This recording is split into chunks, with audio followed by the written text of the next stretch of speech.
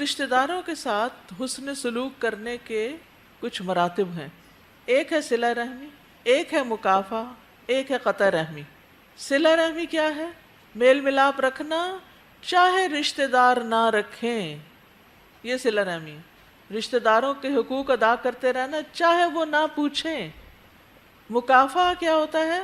رشتہ دار اچھا سلوک کریں تو ان کے ساتھ اچھا سلوک کرنا، نہ کریں تو نہیں کرنا، یہ بدلے میں کرنا ہوتا ہے۔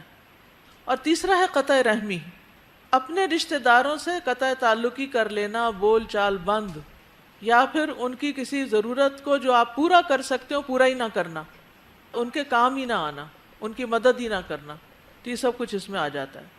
اور یہ آخری مرتبہ بدترین مرتبہ ہے، ایسا کرنے والے پہ اللہ تعالیٰ لعنت بھیجتے ہیں۔ اولئک لہم اللعنۃ ولہم سوء الدار۔ تو صلہ رحمی کا مطلوبہ معیار کیا ہے؟ جو نبی صلی اللہ علیہ وسلم نے بتایا ہے کہ کسی کام کا بدلہ دینا صلہ رحمی نہیں۔ مثلا انہوں نے کھانے پہ بلایا، آپ نے بھی بلا لیا، یہ صلہ رحمی نہیں۔ صلہ رحمی یہ ہے کہ جب اس سے رشتہ داری توڑی جائے تو اسے ملایا جائے، یعنی رشتہ توڑنے والوں سے رشتہ ملائے، یعنی جو آپ سے نہ ملے آپ اس سے ملنے چلے جائیں، جو آپ کو نہ دے آپ اس کو دیں، جو آپ کے ساتھ بد اخلاقی برتے آپ اس کے ساتھ اچھا سلوک کریں۔ ہمیں کیا حکم ہے کہ رشتہ داروں کی طرف سے اگر رشتہ کاٹے بھی تو بھی آپ ان کے ساتھ صلہ رحمی کرتے رہیں۔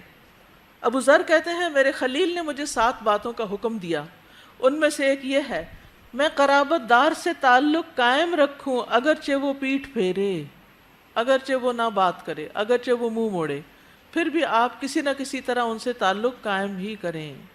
نبی صلی اللہ علیہ وسلم نے فرمایا اتقوا اللہ وصلوا ارحامکم، اللہ کا تقوی اختیار کرو اور صلہ رحمی کرو، کیونکہ یہ جنت میں داخلے کا ذریعہ ہے۔ ہم سب جنت میں جانے کے طلبگار ہیں۔ تو وہ کسی نے پوچھا تھا نا کہ کون سی نیکی جنت میں لے جائے گی، تو صلہ رحمی جنت میں لے جانے والے کاموں میں سے ہے۔ صلہ رحمی کرنے والے کو اللہ کی مدد حاصل ہوتی ہے۔ کس کس کو چاہیے اللہ کی مدد؟ سب کو چاہیے۔ تو جو صلہ رحمی کرے گا اس کو اللہ کی مدد ملے گی، اس کے کام آسان ہو جائیں گے۔ ایک آدمی رسول اللہ صلی اللہ علیہ وسلم کی خدمت میں حاضر ہوا، عرض کیا اللہ کے رسول میرے چند ایک رشتہ دار ہیں، میں ان سے صلہ رحمی کرتا ہوں لیکن وہ اس رشتے کو توڑنے کی کوشش کرتے ہیں، میں ان کے ساتھ حسن سلوک سے پیش آتا ہوں لیکن وہ اس کا بدتمیزی کے ساتھ بدلہ دیتے ہیں، میں ان کی زیادتی کو ٹھنڈے دل سے برداشت کرتا ہوں لیکن وہ میرے ساتھ بدسلوکی کا مظاہرہ کرتے ہیں۔ رسول اللہ صلی اللہ علیہ وسلم نے فرمایا اگر تو صحیح کہتا ہے تو گویا ان کے منہ میں گرم راکھ ڈال رہا ہے، جب تک تو اپنے عمل کو قائم رکھے گا اللہ تعالیٰ کی طرف سے تیرے لیے ایک مددگار مقرر رہے گا، تمہارے لیے ایک مددگار حاضر رہے گا، یعنی تمہارے کاموں میں آسانی ہوتی رہے گی۔ تو صلہ رحمی کس کا حکم ہے؟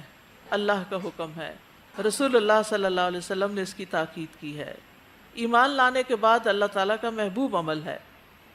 خثعم قبیلہ کے ایک آدمی سے روایت ہے، وہ کہتے ہیں کہ میں نبی صلی اللہ علیہ وسلم کے پاس آیا، آپ اپنے صحابہ کے پاس بیٹھے تھے، میں نے کہا آپ ہیں وہ جو یقین رکھتے ہیں کہ آپ اللہ کے رسول ہیں؟ آپ نے فرمایا ہاں۔ میں نے کہا اللہ کے رسول کون سے اعمال اللہ کو زیادہ محبوب ہیں؟ آپ نے فرمایا اللہ پر ایمان۔ کہتے ہیں میں نے کہا اللہ کے رسول پھر کون سا عمل زیادہ پیارا ہے؟ آپ نے فرمایا صلہ رحمی۔ میں نے کہا اللہ کے رسول پھر کون سا عمل؟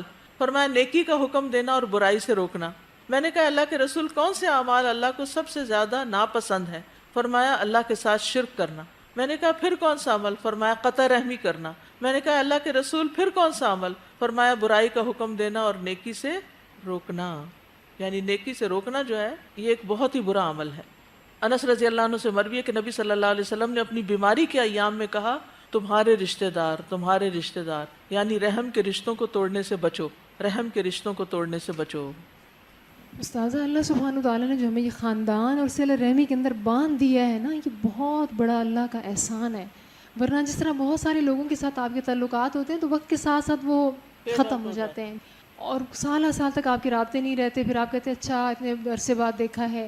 اگر رشتہ داروں کے ساتھ بھی یہ ہو جائے تو پھر انسان کا کیا بنے، وہ تو بالکل اکیلا رہ جائے۔ استاذہ جی ایک یہ تھا کہ جو ابھی آپ نے ایک روایت بتائی نا کہ ایک شخص نے آ کے کہا کہ میں ایسا ایسا کرتا ہوں اور میرے رشتہ دار مجھ سے جواب میں، یہ مجھے اتنی اہم لگی ہے بات، کیونکہ بعض اوقات یہ ہوتا ہے کہ ہم بھی یہی سوچنے لگ جاتے ہیں نا کہ فلاں کے ساتھ ہم اتنی دفعہ اچھا کر چکے ہیں، اتنی دفعہ اچھا کر چکے ہیں، وہ جواب میں برائی کر رہا ہے تو آخر تو کوئی لمٹ ہے۔ لیکن یہ روایت میں آج اتنی زیادہ ایک وہ ملی ہے اطمینان کہ اصل میں ہم یہی چاہ رہے ہوتے ہیں نا کہ وہاں سے ہمیں رسپانس ملے، اور وہ رسپانس نہیں ملتا، لیکن رسپانس تو ہمیں مل رہا ہے اللہ تعالیٰ کی طرف سے، اس مددگار کی صورت میں جو ہماری مدد ہو رہی ہے۔ بالکل، یعنی ہم چاہتے کیا ہیں؟ مدد ہی چاہتے ہیں نا، اور بعض اوقات ہم کسی خاص رشتہ دار سے مدد چاہ رہے ہوتے ہیں، ایسا ہی ہوتا ہے نا، جب وہ مدد نہیں کرتا تو ہم ڈس ہارٹ ہونے لگتے ہیں، ہم کہتے ہیں ٹھیک ہے ہم بھی اس کو چھوڑ دیتے ہیں، لیکن اللہ کی طرف سے مددگار ہے، آپ کا کام کہیں اور سے ہوگا تو اس میں پریشانی کی بات نہیں۔